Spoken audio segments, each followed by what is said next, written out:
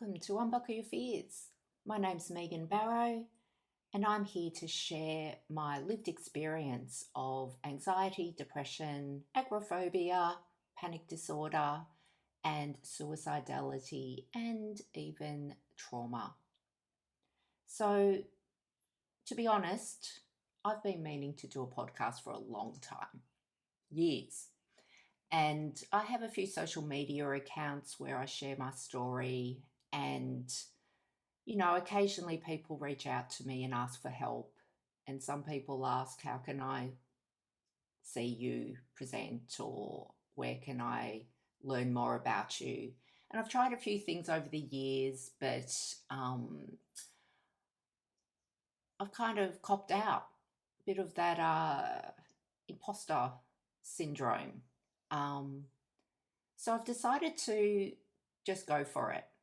So we'll see how it goes. I did debate whether I needed someone with me and an interview sort of approach. But I think there's a lot of those out there. And when I recently had a look at anxiety podcasts and mental health podcasts, it's a lot of theory being sort of spurted out and a lot of talking at you. And that's all great. Like, that's really important stuff. But I am coming from purely a lived experience perspective. I'm not here to tell you what's right or wrong for you. I'm here to share what I've learned along the way and what has worked for me. I think I have a pretty unique perspective, as I've been managing mental ill health and not managing it for a long, long time. So I've seen the good, the bad, the ugly, and I've got to a place in my life where I feel really well, better than I have in my entire life. And mental ill health isn't just something that happened to me one day. It's kind of been pervasive in my life ever since I can remember. So for me, I have a perspective of wellness that often is missed in the landscape. So a little bit about me and why I've started this. So I have had anxiety my entire life, but in my childhood, it was never discussed, never talked about, not even something that we were conscious of. So I was born in the 70s and I'm just turning 53. So it's actually my birthday tomorrow as I record. So I turn 53 tomorrow, and my earliest memories are being anxious. I didn't define it as anxious. I was always known as the very shy child that didn't talk, super quiet. The running joke in my family was that I was too scared to talk to anyone. I had the trust of my parents and my nana, my dear beloved nana, who's no longer here. And they were the people I trusted more than anything. But I even had trouble talking to aunties. I was very confident or okay with people I knew and in sort of small groups, but in big events, family functions, school, I was really quiet and reserved. Also, always been super sensitive, hypersensitive, and things that my parents just had no idea about. Even though they knew that I had trouble sleeping, they didn't know the extent of it. They certainly didn't know that I would be up worrying all night. And these pervasive thoughts of things going wrong were just constant in my mind. Lots of stomach aches, lots of nausea, always feeling sick, not trying to avoid school. But other than that, I had a pretty happy childhood. Um, and I certainly had friends, but life wasn't easy. But I just thought that was who I was. In my early teens, I was 14 and I had my first experience of suicidality and wanting to end my life due to a rough time in my life, which I won't go into right now, but I did want to end my life. So that was when, again, I didn't really tell anyone. Actually, I don't think I told anyone. I reached out for help to two adults, and they both didn't quite understand the distress I was in. So I really was taught at a very early age that people weren't there for me, which kind of sent me back into further retreating into myself. So I already didn't have a lot of confidence and was the shy girl. Now I was even more crippled by it. But somehow I sort of stumbled through. Again, I just kind of thought that was my lot in life, that things were going to be tough. And again, this is sort of in the 80s now, and no one's talking about mental health anywhere. Then at 19, I had my first panic attack. Again, I had no idea what it was. My first panic attack was actually in a cinema. I was in university by this point. I was with friends, and all of a sudden I felt like my heart just was beating out of my chest. And I felt like I couldn't breathe. I gasped for air. I felt like I was out of body.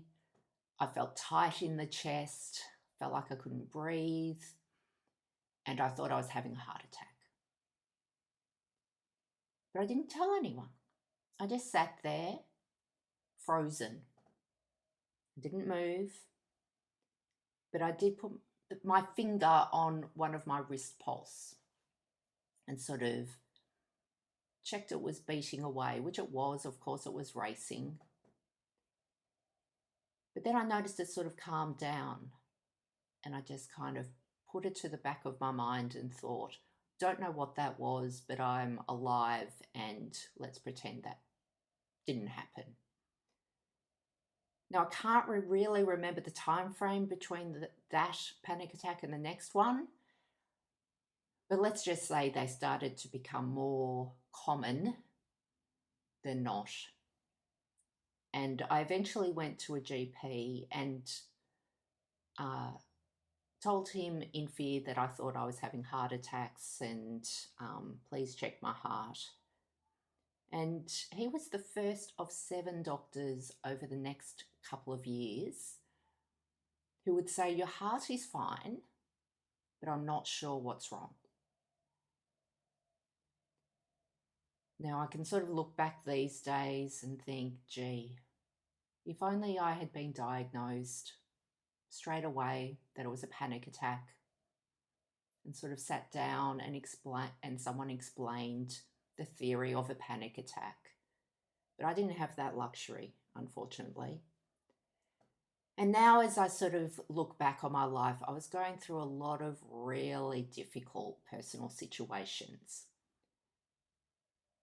So I actually think alongside the panic attacks, I was actually having a lot of trauma responses as well. So really tight chest, lots of spiraling thoughts. Essentially, my body was shutting down. So somehow in this time frame, I did manage to go overseas by myself. I did the old Kentucky tour, if people know, of Europe, and I met some brand new friends. I went on my own. I sort of reinvented myself for a while there, but then everything caught up with me again and I started having panic attacks. Again, one of the 7 doctors were 2 over in London who didn't diagnose me. One, in fact, laughed at me. Came back to Melbourne and was okay for a little bit, but then slowly through some personal situations, eventually the panic attacks just got worse and worse. And now I recognize that I was starting to develop panic disorder, which slowly got worse. And then that spiraled into resigning from my job, not coping at all, having a nervous breakdown, thinking I would take a little bit of R&R and a break from work and just rest for a month. But I spiraled into agoraphobia instead. So I had 3 years of absolute torture, 2 of which were complete isolation.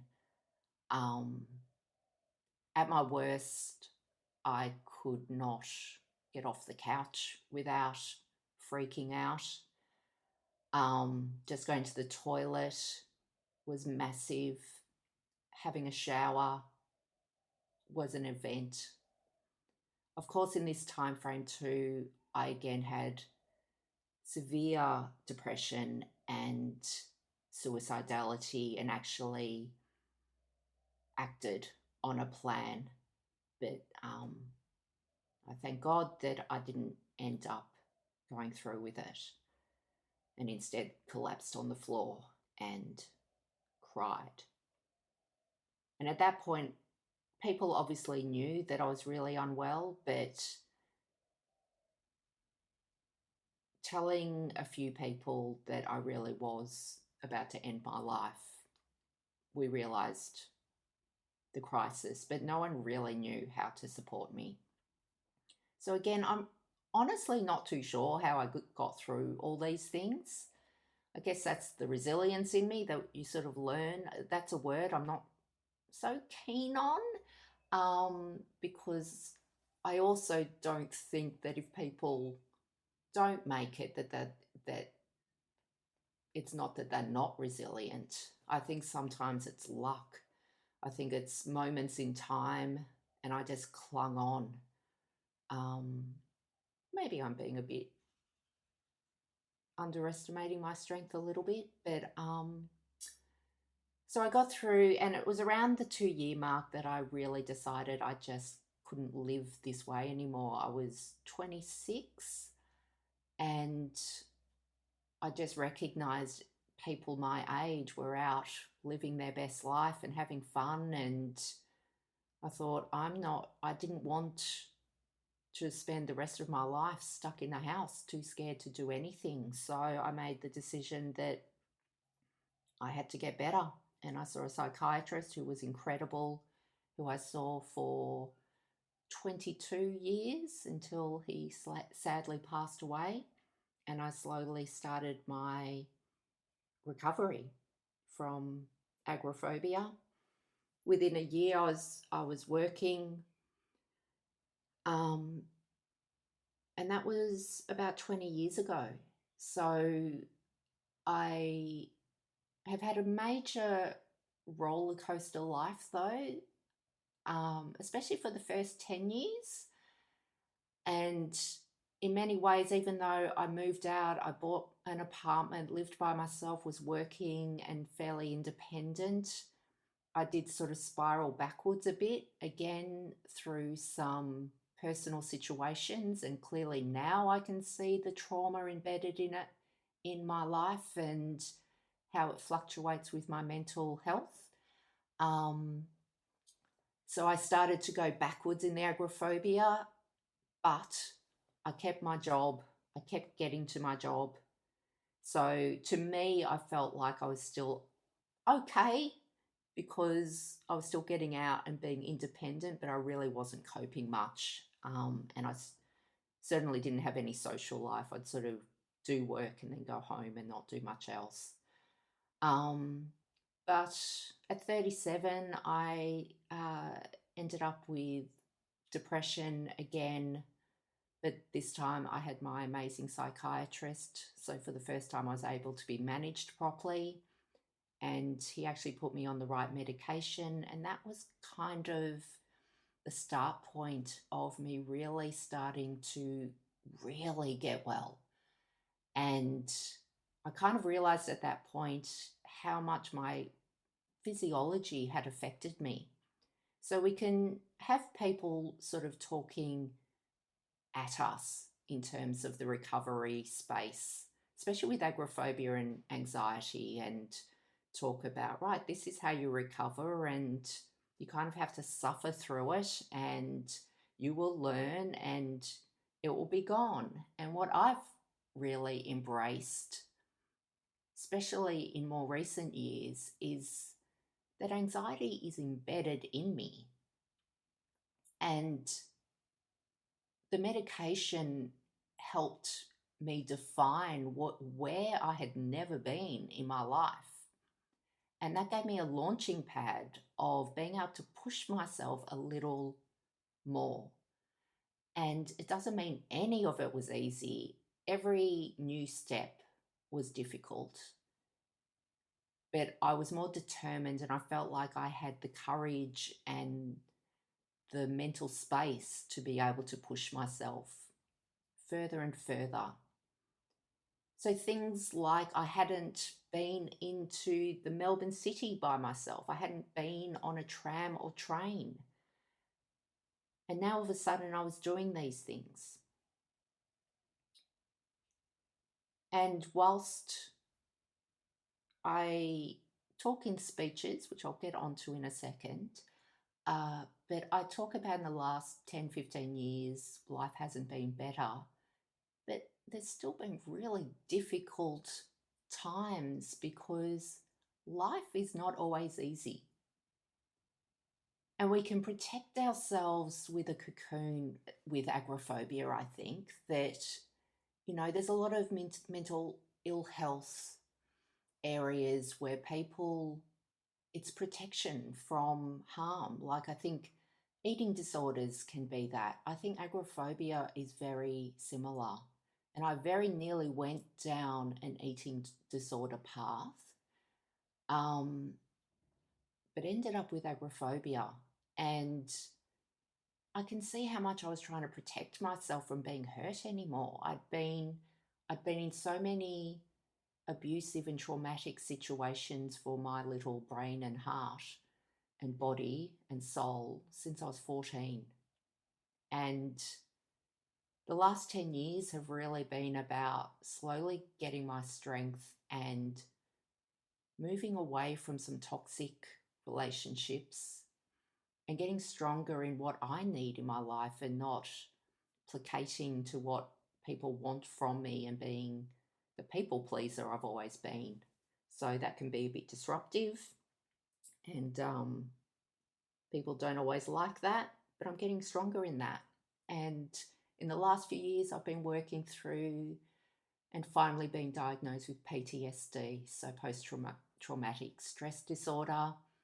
And again, it's not one thing that happened to me. It's been complex. It's been lots of situational and abuse over many, many years and many different events. But in the last few years, I feel like I've never been better in my life. And I was probably one person who actually coped not too badly during, say, the pandemic. And in Melbourne, where I'm located, we had really extensive lockdowns. And all I could think was, well, hey, it beats agoraphobia. I'm not scared. I might not be able to leave my home, but I can go for a walk. I can go for a long 10K walk and enjoy it. Agoraphobia, I could hardly go to the bathroom. And even then, just being in the home would terrify me. So I want this podcast to kind of encapsulate this really big story and everything that I've learnt along the way. But before I move on, I think it's really important that we don't just define ourselves, those of us that have mental ill health, by our mental ill health. I remember my psychiatrist, one of the sessions I was in, and I was starting to date, and he was talking about, we were talking about first dates, and I can't remember what I was saying, but I remember what he said. And he said, how about you don't tell on your first date that you have panic attacks and you had agoraphobia? How about you just talk about everything else that defines you, everything but your mental ill health? And it was like a real aha moment of, gee, I really do define myself. It's, again, I think it was probably me saying all the negatives. So please run if you don't like this person. But as my doctor said, I'm going to call him Dr. M, even though he's no longer here. He did always want to be anonymous. So beautiful Dr. M. He was reminding me that that's not who I am. That's a health issue. I am not my anxiety. I am not my agoraphobia story. I am not my depression story. I am not my trauma story. So who am I? As I say, I turn 53 tomorrow. I'm a Leo, a very proud Leo. I love being a Leo, which my sister says is very Leo, which she's probably right. I live in Melbourne, Australia. I am not too far from the CBD. I live in probably the inner east of Melbourne, and I have lived mostly in this area since I was about 13. I live alone. Well, not alone. I have a beautiful little cat who's sadly very sick. So I'm not too sure how long she's going to last, but she's my little life and keeps me company and is very cute and very sweet and a really good cuddler. I'm actually self-employed. I started my own business. Well, it's not really a business, it's just me. But I decided in 2011 to just try and live without regrets has been my motto the last 10 years. And I started my own marketing consulting business. So self-employed, and whilst on the surface that might seem easier than being employed because I have more flexibility, but it's so hard, especially at the beginning, and I had no clients and I didn't have any leads and I had to do that by myself. And I really do, every new client I go to meet and I think how extraordinary, this girl that was so shy and at one point couldn't leave her house. She now just walks into a cafe, doesn't know who she's meeting, sits down and has to sell why this person should work with you, or work with me. So I've come a long way. I'm also someone that people cannot believe was shy. And I do now joke that I talk as if I didn't talk for 37 years and I'm now making up for it. I am the oldest sister of, I have a full blood sister and I've got a half sister and half brother who are my world.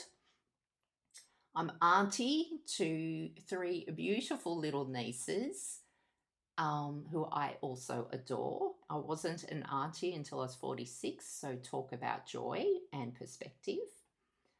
I love music. I always feel like music has kept me company and kept me alive and sustained me in some of the toughest times. But even as a child, my first album was ABBA Arrival, and I would sit there and put the album on at 5 years old when mum and dad would be sleeping.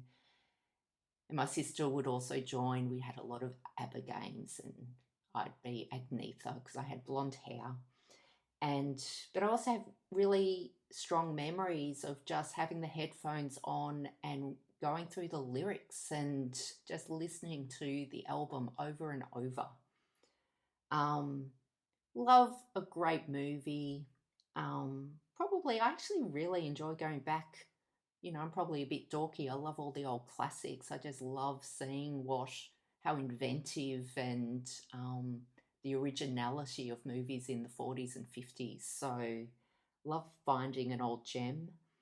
I love art. I really want to do a bit of painting, but I love um, walking through a gallery. Um, love all art forms. Um, Something I've recently sort of found my way into is I love my boxing training. So it's one I finally found a sport and a fitness activity that I truly love.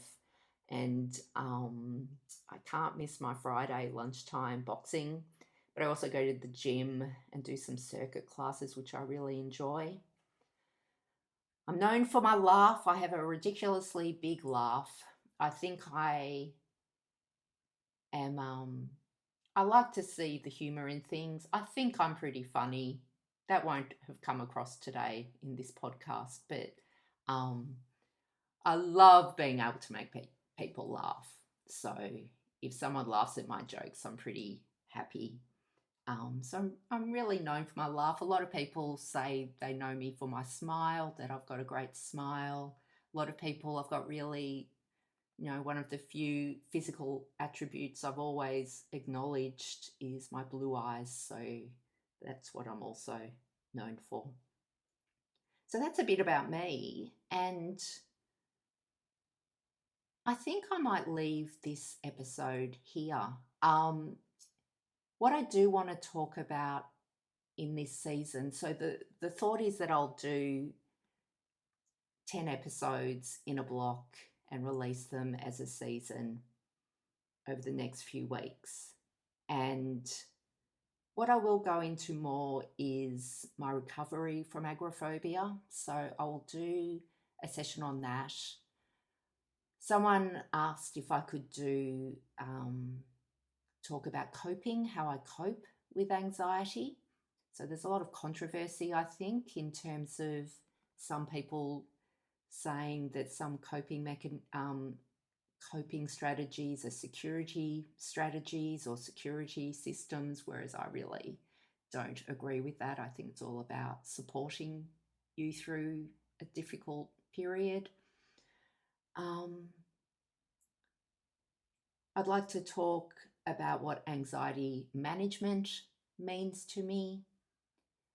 I'll talk a little bit about the work I do in mental health. So I didn't mention in my introduction that I am an ambassador with two big mental health organisations in Australia, Beyond Blue and Are You OK? And I go out and do speeches with both on behalf of both. I volunteer my time in that.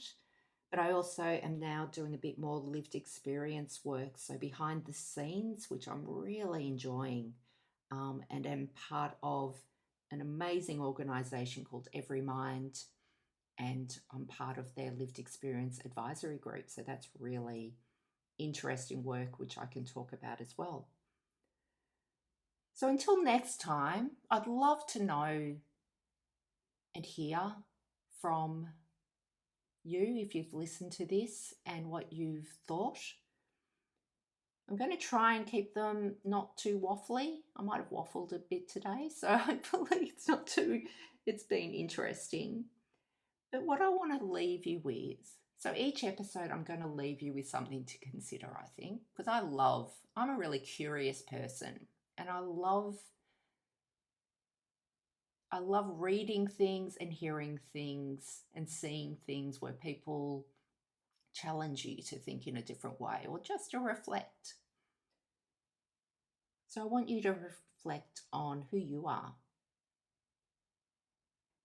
And I've kind of thought, I actually broke down my introductions into my mental health work introduction, how I'd introduce myself to an audience that were there to hear my mental health story, but also party me or dinner party me or social me, how I'd introduce myself.